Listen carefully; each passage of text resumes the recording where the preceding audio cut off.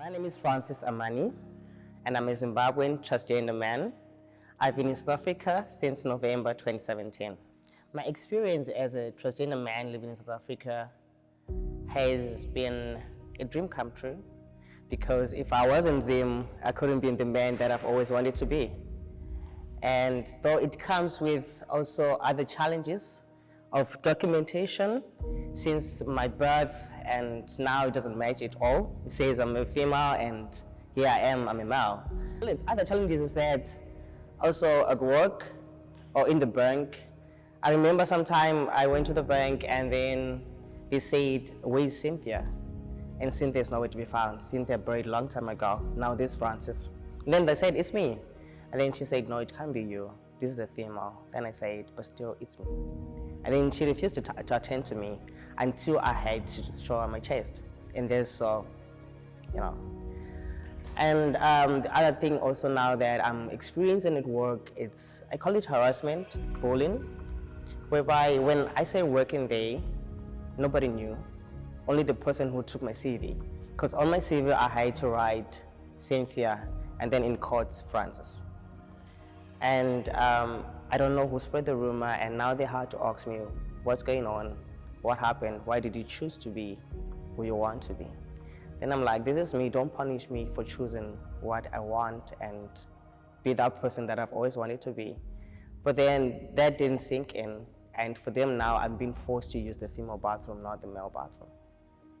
So those are like the highest challenges that I'm facing at the moment.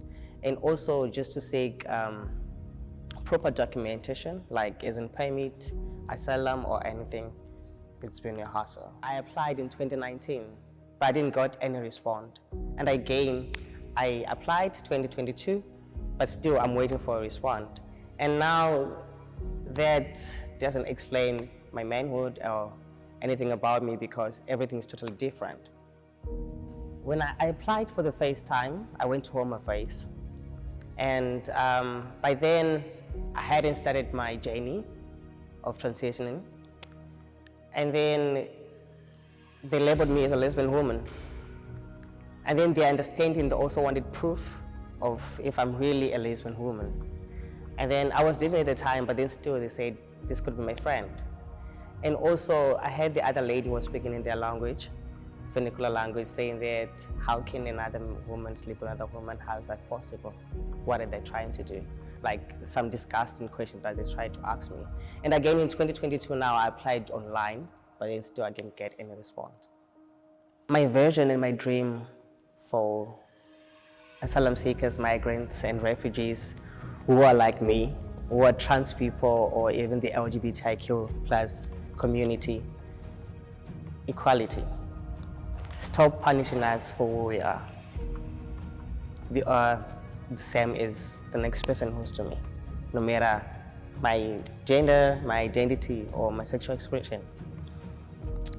The hope for me is to be documented, have the same rights as everybody, and also have the same rights when it comes to transitioning the healthcare.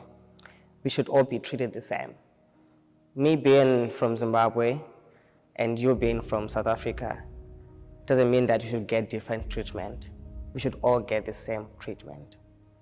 And if, for example, I didn't say this lately. For example, I once went to Joburg, a hospital called Bara. I wanted to do my top surgery. They couldn't, because I'm a refugee, because I am an asylum seeker, because I'm from Zimbabwe.